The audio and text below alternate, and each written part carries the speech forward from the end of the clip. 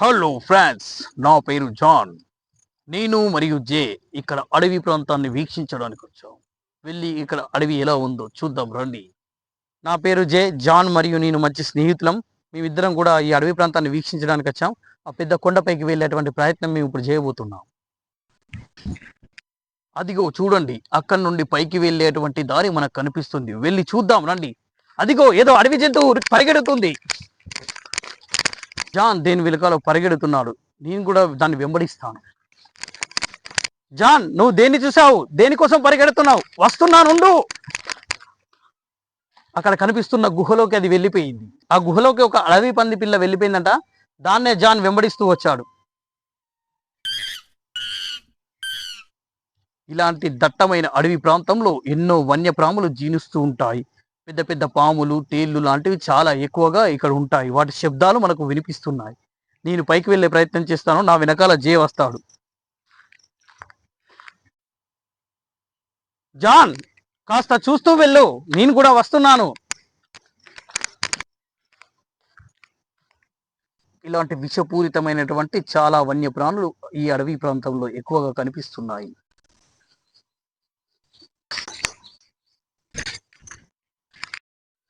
జే, నువ్వు త్వరగా పైకి వచ్చే ప్రయత్నం చేయి. మనం త్వరగా అక్కడికి ఆ గుహలోకి వెళ్ళే ప్రయత్నం చేద్దాం. జాన్ నాకంటే ముందుగానే కొండపైకి అయితే వెళ్ళిపోయాడు. నేను ఇక్కడ నుండి వెళ్ళేటువంటి ప్రయత్నం చేస్తాను. జాన్ చాలా దట్టమైన అడవిలో కూడా వేగంగా నడవగల శక్తి అతనికి ఉంది. నేను జే చాలా పైకి అయితే వచ్చేసాము. ఇక్కడ విశ్రాంతి తీసుకోవడానికి మాకు ఒక చక్కని చెట్టు కనబడింది.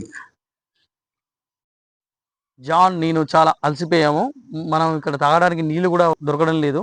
నేను జాన్ అడిగినప్పుడు జాన్ నీళ్ళు తేవడానికి బయటికి వెళ్ళాడు. అక్కడ మనం చూసుకున్నట్టయితే చిరుతపుడి అచ్చులు కూడా కనబడుతున్నాయి.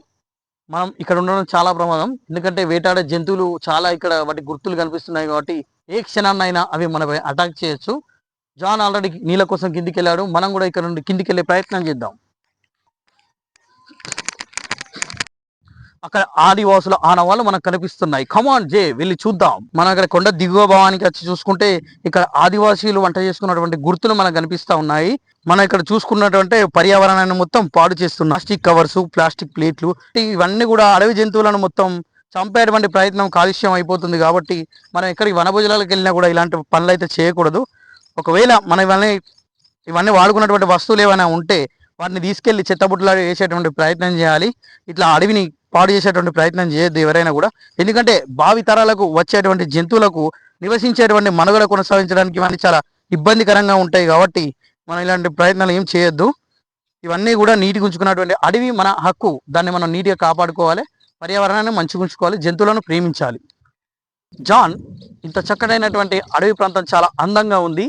ఇక్కడ పర్యావరణాన్ని పాడు చేసేటువంటి ప్రయత్నం ప్రజలు చేస్తున్నారు. దాన్ని మనం ఆపేటువంటి ప్రయత్నం చేద్దాం. మరి మనం ఇంకొక ప్రాంతానికి వెళ్ళి ఇలాంటివి ఏమైనా ఉంటే ప్రజలకు తెలియజేసేటువంటి ప్రయత్నం చేద్దాం. ఏమంటావు జాన్? నిజమే జే, నువ్వు చెప్పినట్టుగా అడవి ప్రాంతం ఎంతో అందంగా ఉంది.